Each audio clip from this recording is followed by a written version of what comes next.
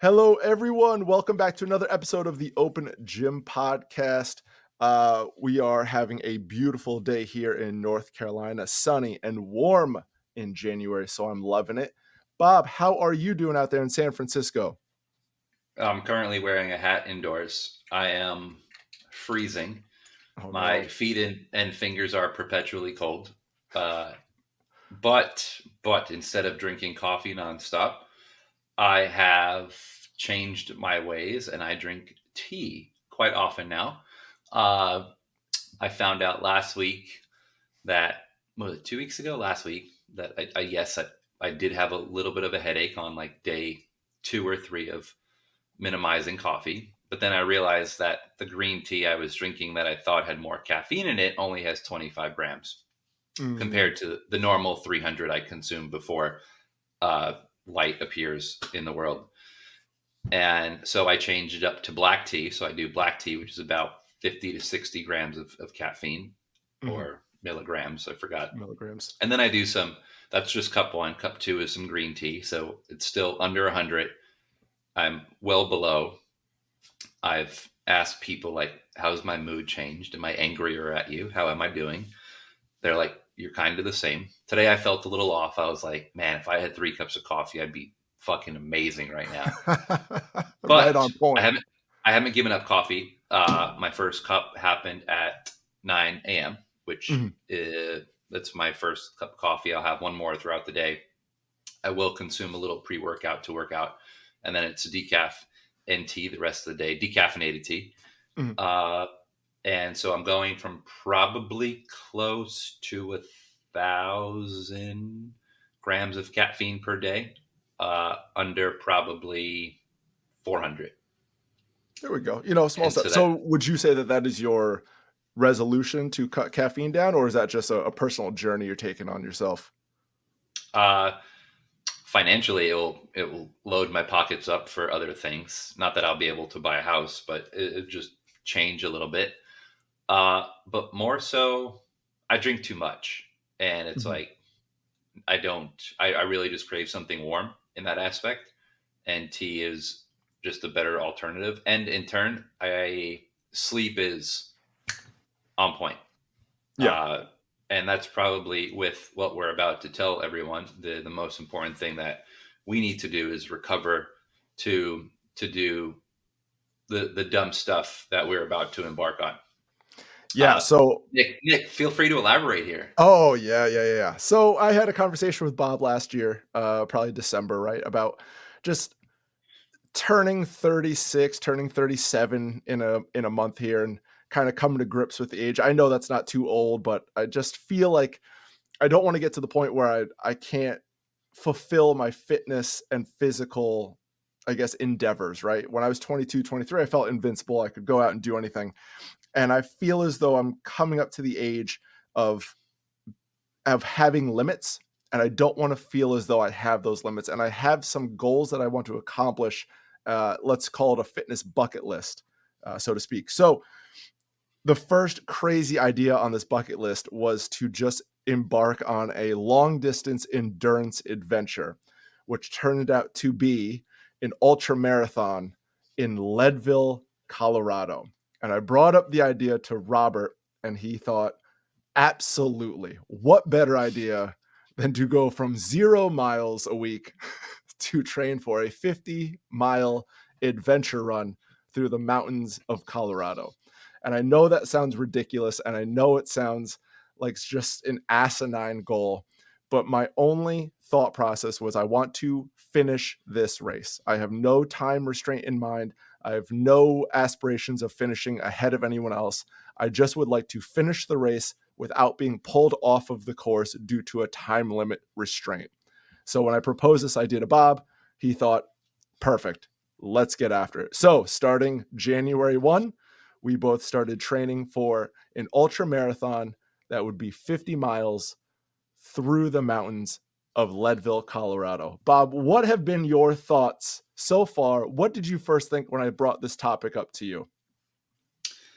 I was not perplexed. I'm pretty sure I asked you why not a marathon, and Nick proceeded to say, it's not hard enough. It's not crazy enough. Everyone does everyone does a marathon nowadays, and it's slightly true when you see 10,000, 100,000 people line up for the New York City Marathon. Not to say that's not a hard endeavor.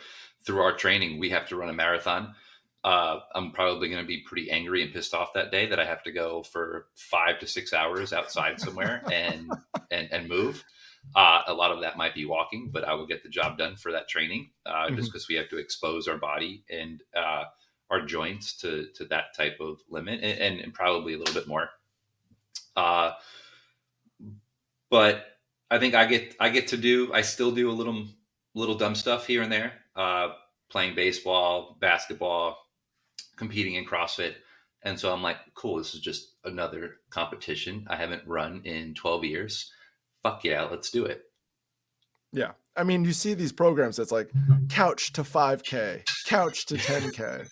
And we're just taking that to a whole nother level. And like believe me, I get comments all the time of why? Why not a marathon? Why this? And it's just one of those things where when I go back and I think about like CrossFit workouts I've done in the past or other workouts I've done in the past, like mentally, I feel as though I can push myself like a little bit further, one more rep, one more step, one more whatever. And if something's for time, like a marathon or a half marathon, I'm going to be tempted to blow myself up and it will probably not be as fun of an experience. And I feel as though that 50-mile sort of just torturous uh, adventure is just one step in front of the other. I just can't give up. That's all I want to do is just not give up. If someone forces me off the race, that's the only way I take this as a failure. And even as a failure, like if I get out there and we try it and something happens, like I just want to see where I'm at and I need to test my mental fortitude as far as all right, I'm not going to give up. I know this elevation is killing me. I know the air is thinner up here. I know this is so long compared to what a normal race may be for someone who doesn't run regularly. But can I just not give up? I'm not giving myself the option. And we work with people who all the time come into the gym for the first time. And we ask them, just don't give up. This is tough. You've never squatted before. You've never trained before. Just don't give up. And if we can put ourselves as coaches into new situations that are very uncomfortable for us, we kind of can get that empathetic feeling back to our new members, to our new clients that are coming into the gym for the first time. And not saying that this is all just putting ourselves in the situation to deal with new clients and put ourselves into that sort of situation, into their shoes, but it's nice to go out there and test ourselves into a new atmosphere and a new arena that we're not used to. So I think there's a lot of layers to this onion. First and foremost, just to say that we did an ultra marathon or to participate in it will be fun. And as far as bucket list adventures go, I need to get this one done because I don't want to put it off later on in my life, right? Like I don't want to get to like 45 and be like, well, I've did a powerlifting meet, I did a bodybuilding show, and you know what? That's just that ultra marathon has kind of eluded me. I don't want to do it later. I just need to knock it out of the park now and just deal with the Yeah. pain and rough it. So that's You'll kind of and been tomorrow, my right atmosphere here. after you're done, you'll be able to do any other race except, Right. like, oh, I'll go do a marathon. Sure, whatever. Yeah, after I get out of the wheelchair for the about a week that I'll be in afterwards, I'm gonna be crippled after this thing. But At that's so at first, when Nick brought this up, I was like, oh, he found a local 50 miler in North Carolina. I'm like, sweet, this is flat. Great, I got this. He's like, no, Colorado. I was like, well, that sucks. Okay. And I've slowly been telling people, I think for me, telling people is going to help me stay accountable. And surprisingly, everyone knows and has heard about Leadville, except me. And apparently, this is one of the harder courses in the world. The hard, it's one of the first ultra marathons in at least the United States. It started in 1982, Mhm. uh, and the I told someone yesterday, and the face that they gave me when I said the word Leadville, they thought like their jaw dropped. They're like, "You're doing the Leadville 100?" I was like, "Just the 50." Uh, Just the because 50. running 100 miles is also a thing. And Yeah, we're in the actually the highest city in the country at Yes. 10,000 feet. The race starts at At 10,000 feet 10,000. of elevation. I And we go to believe it 12. goes up to Four 12,000, times. We do that right? four times, up and 4 down. times. Yeah. So, I don't I'm know, ready. I've been doing Ready. some research on pacing and stuff. Uh, so it's about 16.5-minute miles to be the bare minimum pace, right? If we take a minute off of that due to elevation, because you should probably factor in a little buffer area for the elevation it's gonna cause you. So you should train at 15 and a half. All right, cool. Cut another minute off that because of time you're going to spend at the aid stations, either getting a bite to eat or getting changing socks or something along those lines. Cool. There's another minute off your pace for training. So these you keep on ticking these minutes off of your training pace that started pretty high. And you're like, oh, I could do this all day long. 16.5-minute miles. And then you start taking these minutes off. You're like, oh shit, I got to train at like 11 and a half, 10.5-minute miles for 35 miles. And then we'll see how it goes. And even then, it's a crapshoot. But Although to get to the first time constraint, I think we have 7.5 hours to get yes, through 24 miles. yeah. So it's not impossible. And again, maybe Bob has thought about this a little differently than I have. But again, my main goal for this is to finish the race.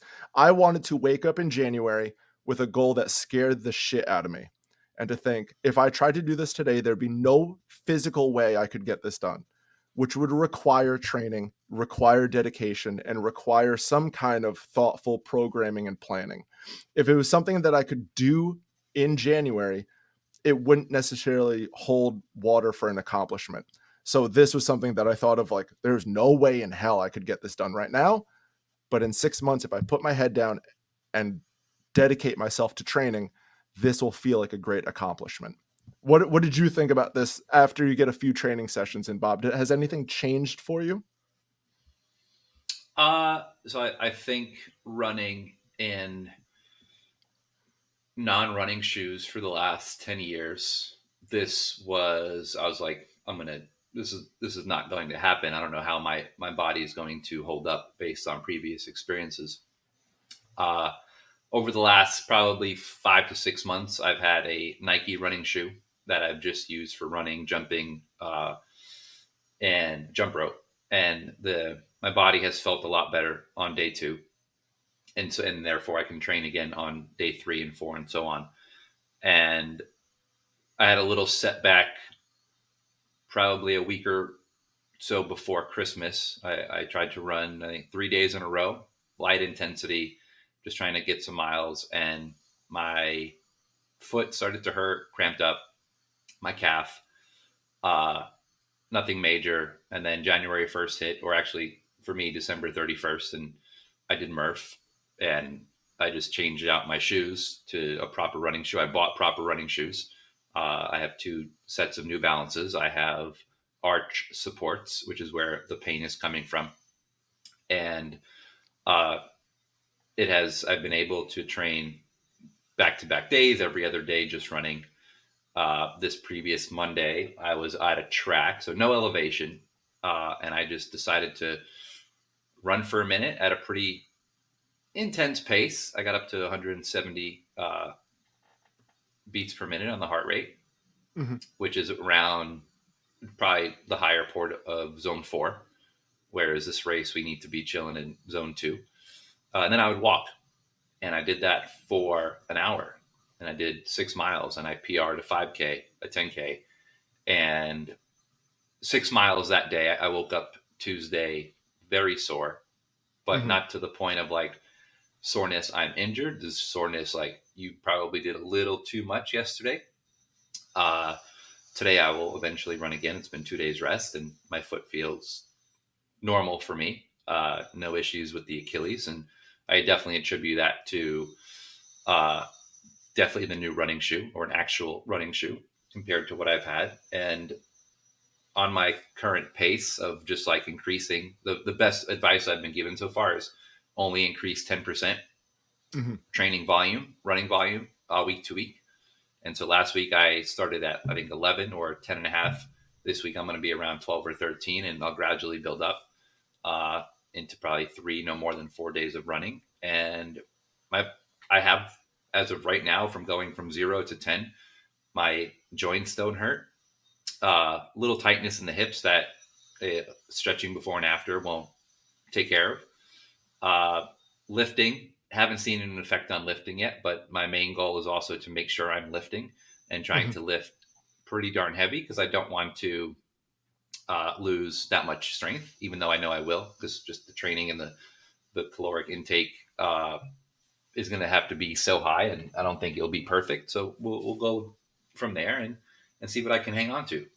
I love it. Yeah, I think you and I both share the idea of trying to maintain as much strength as possible. So I'm also trying to lift 2 times a week, maybe a third, depending on how I feel, but definitely 2 times, and limiting the volume, right? I mean, running the volume is just going to beat you up anyway. So there's really no point for me to do unnecessary volume, especially lower body. But a few good reps at a higher weight, maintaining a good stimulus for strength training, I think will be beneficial in the long run. Maybe not right now with a lower mileage, but I think it'll be a really good benefit for our longer runs down the line.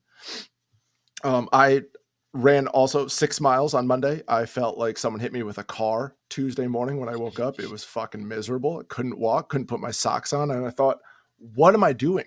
This is the worst idea ever. Suffered Tuesday, Wednesday, woke up this morning, felt better. And I took Bob's advice of running. Uh, I ran maybe a minute and a half on 30-second walk, ran 7.5 miles, finished, and I felt like I could have run 12. Right. And I think that's the perspective to have, right? When we talk to people who come in for lifting, to put it in an analogy with lifting, we tell people, hey, let's get some really perfect reps in. You may not have to lift as heavy, but let's get the form down and just get some really good reps in. And I try to keep that thought process in when we're running, that when I stop, I shouldn't be fucking spent. I should feel good. And if I don't, something may have gone wrong in that run, especially now, right? Like we're just trying to get some miles in on the pavement and trying to get running underneath us.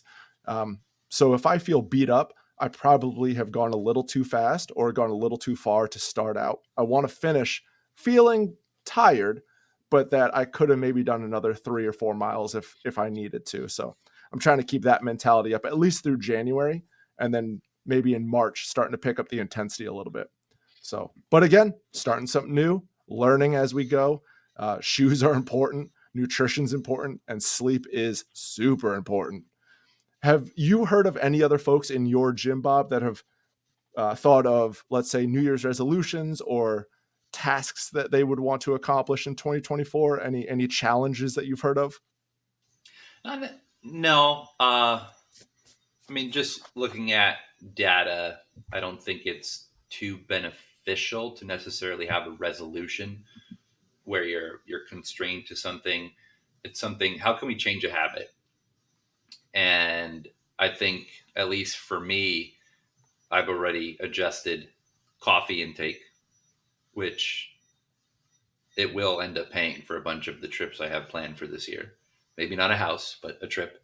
Uh, Being very mindful that, well, if you don't want your body to feel like shit, Mhm. we need to cut out processed food, sugar, alcohol, and that will in turn and then work on sleep. So I've been mindful, and I don't plan on cutting it out 100%, but alcohol has been minimal. I don't think I've had actually any alcohol in 11 days this year. I have not had sugar since New Year's Day in terms of donut, cake, or whatnot. Uh, and I'm going from the holiday season, probably all of December, end of November, of like, oh, cookie, oh, pastry, oh, coffee and this, coffee and that, to where it's, let me just limit this to maybe once or twice a week versus 5 to 7, which is where I was. And uh, in turn, I know that will make my joints feel better, my Achilles, my ankles, uh, and that allows me to train more often. And Mhm. because this is such a important goal, and I want to do the 50 without getting injured or being injured afterwards, that what I'm putting into my body is essentially medicine. I don't think Yes. people understand that enough. Uh, that what we put in our body essentially prevents us from getting sick, kind of prevents us from getting injured. Uh, when do most injuries happen? It's like, oh yeah, what did I eat before? What did I drink yesterday? How did I sleep? And those all have a residual effect. And then, oh, a month down the line, something happens to our body, and we never blame food or alcohol. We blame the movement, a deadlift, a heavy squat, a heavy this, or the coach X, Y, or Z, and not blaming ourselves for not sleeping, not eating, and not hydrating properly. And so those are on the forefront, and they won't just be a January thing, because we still have 6 more months of training that we need to get done before we race. Whoop, Uh, whoop. and Nick and I have the same goal of like, we're just here to finish. Yeah. I mean, I do want to finish in front of one other person beside Nick. That's probably my goal. that's the battle. There's going to be Yeah. some like golf cart behind us that's going to be the caboose, and we're just going to be the last two to finish. But yeah, I mean, I thought of this as like a fun sort of challenge, right? We're used to being athletes and kind of pushing our bodies a little bit, and it's also one great to show clients like we can still push ourselves as coaches in realms that we're not necessarily experts in, but we can take the foundations and fundamentals that we teach everyone, the sleep, the nutrition, hydration, as seriously as we can, because we want to perform at our best when time to go is here, right? That's kind of our goal here, is to show that this stuff is important for everyone. We're not just saying it for the sake of saying it. And yeah, I don't want to be crippled after 50 miles either. I have a life to live afterwards too. So So that would another be fun thing important. I noticed. So Nick, I don't think I knew you ran, or I knew I was running an hour on Monday. You also ran on Monday. Mhm. We did the exact same. I think I finished 2 seconds faster than you. That wasn't by choice. It just happened that way. And what fitness data tracker do you currently use? I use Strava. So do you have a wearable or anything? I do not. I actually carry my phone like a Neanderthal at the moment. And that's where I attribute my 2 second slower time pace.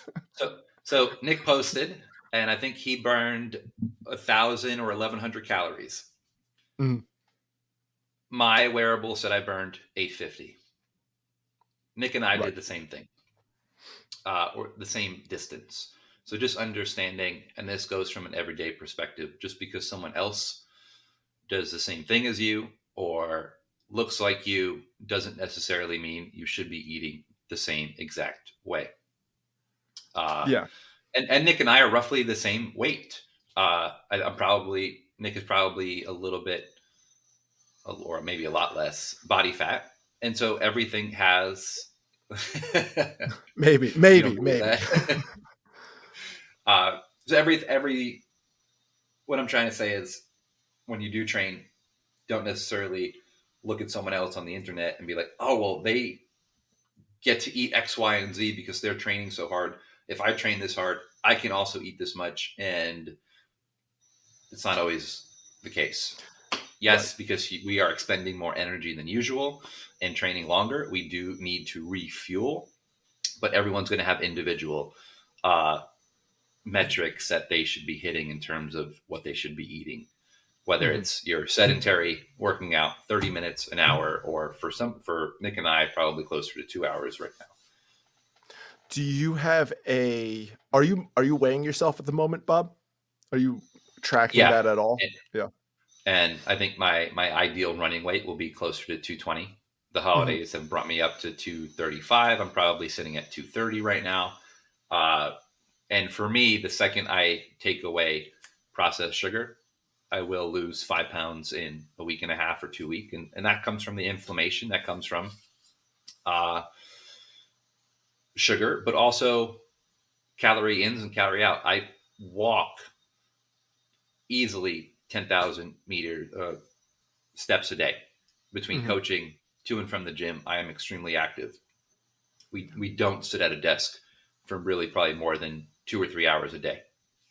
Everything else, and Nick is probably the same with moving and coaching and teaching. We're constantly moving, and so it's very easy for me. Probably naturally, I probably burn 3,000 calories a day without exercising, just from how active I am. And so by just taking out sugar, right, I probably cut out easily 500 grams, 500 calories a day without thinking. And so it's Mhm. easy for me to lose weight in that regard. So I am trying to get down to 200, 220. I can't imagine I'm going to lose muscle mass. I am going to slim down. So I might be running at the end of this, probably closer to 215. Yeah. Uh, I think 211, 210 is going to be just something unsustainable and not healthy. So I do need to make sure I'm eating enough to just be myself. Yeah, I think I'm roughly around the same numbers. Right now, I weighed myself at 225, probably a little too heavy just for joint purposes. Sort of looking into the future for that 30-mile, 35-mile training run. Um, I'd probably like to get down to like 218, 215 at the lightest. I think you're right. 210 would just be a sign of Yeah. not being nourished enough to finish the race, right? Like there's a point of no return on that where I just don't have enough fuel to go. Our So bodies won't allow, like, it's just yeah, not good for our body types. yeah. So it's exciting. It's going to be a project. We will give updates. That's probably what we can post on our Instagram moving forward, is updates on that, as well as guests that we'll be having on throughout the adventure, and throughout the, we'll call this the ultra marathon test. Maybe we can get some people with nutrition and more endurance expertise to weigh in on our ideas and give us some guidelines moving forward. So that would be kind of fun too. Bob, you have anything else for the GP, the general public here, before we sign off here? I mean, we will be happy with all your support. Ask us, talk to us. It for me, it definitely really excites me when people ask, uh, and it keeps me motivated and accountable. Yeah. And if you have any scary stories about Leadville, uh, share them as well, just to put some fear in my life about training. Yeah. If you've ever trained for a longer race, a marathon, half marathon, even an ultra, I would love to get your input, your expertise, your experience. Either email us or find us. If you take a class with Bob, let him know and we can talk about it during the next podcast and bring it on. So that would be kind of cool to see what your thoughts are um, for this incredible journey that will be going on. But yeah, I think this will be a fun 6 months. We'll see what our bodies can do. It'll be a miracle if we can finish this, but it'll be fun. All Well, right, guys, I think guys. that's all we have for today. Thank you very much for listening in. If you get this far and you give Bob a high five for attempting this ultra, thank you. Support him, show him some love, and we will talk to you guys next week. See ya.